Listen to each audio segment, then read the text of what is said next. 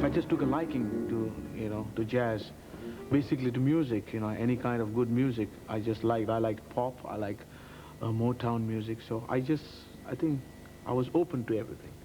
My mind was like a sponge. It just took everything what's, vacuum. Just took everything what I needed. Was it a matter of you just kind of decided, okay, I want to investigate jazz and went out there? No, I didn't decide anything. It just happened.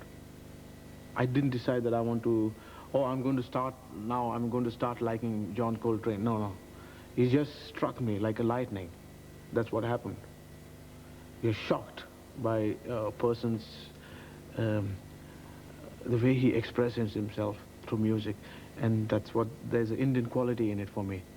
This very deep sense of expression, the depth of expression. And so that's what I could apply to, I mean, I don't know what it was, but that's what it is. Besides beats, there are a lot of, it's a very old tradition. And this is one of my instruments. It's not a, whatever you call it, it's not my main instrument. This is how I was brought up. So what I know is a lot of tones in this. This is thin, na, e, and on the left hand you have A and K. And then there are all combinations. And then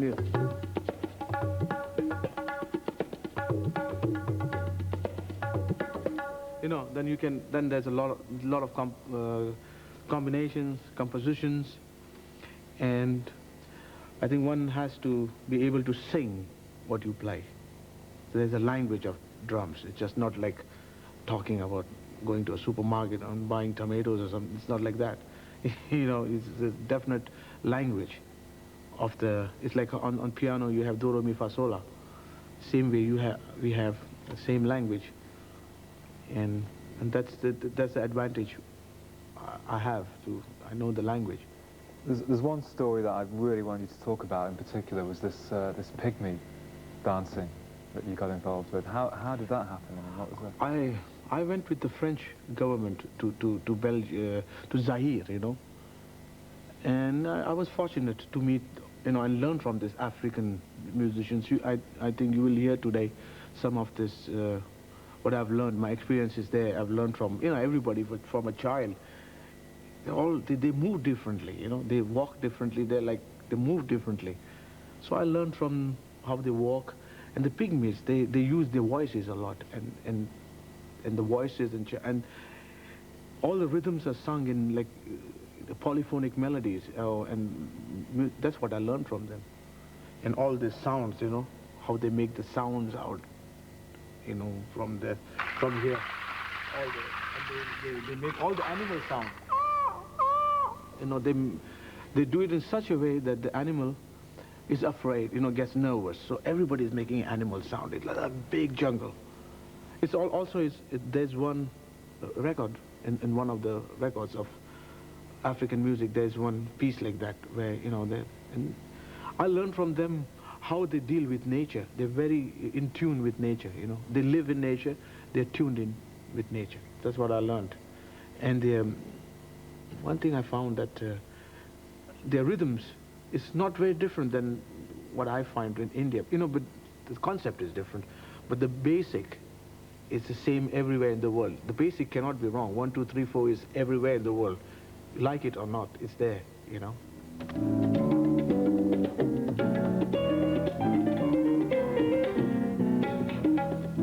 Mysticism, no. Reality, yes. I can't say. I think music is spiritual. There's no doubt about it. I think what you do with it, it's one's, you know, that's one's problem. How you deal with it. But music itself, in itself, for me, is spiritual. It comes from the spirit. That's the only thing I can think about, and only way I could explain it. I have no other explanation, because music is something you can't really explain. It's something which is there at this moment, and next moment is different. So that's the beauty of music. It's like for me, it's God for me, because I'm born in India, and music is treated in that way, a way to reach whatever you want to reach, but not. There's no philosophy about it. That's reality. Music is something very. It's considered very high, and I'm very lucky and privileged to have this gift, you know, to enjoy music, to play music, and I'm very happy about that. I must ask you about John McLaughlin. How did you hook up with him? What was the spark between you and John, and what was it that made the two of you decide to play together? He heard me play in a festival in Germany. He was playing with Mahavishnu Orchestra, and he heard me play, and he was dancing on the back of the stage, and he said, "It's totally unique." He said, "Totally unique, wow!" And we have to play together. I said, "Okay," you know. And then he called me, and he came to my concerts wherever I played, you know, of course, to see what we could do. And then we got together in my house, and we played. And from then on, we never had problems about music, never about anything. We never spoke.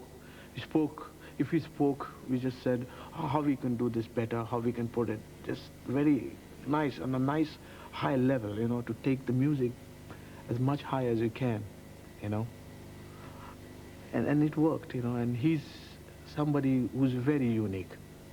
There's nobody like John McLaughlin playing guitar, or his ideas. And so when we played,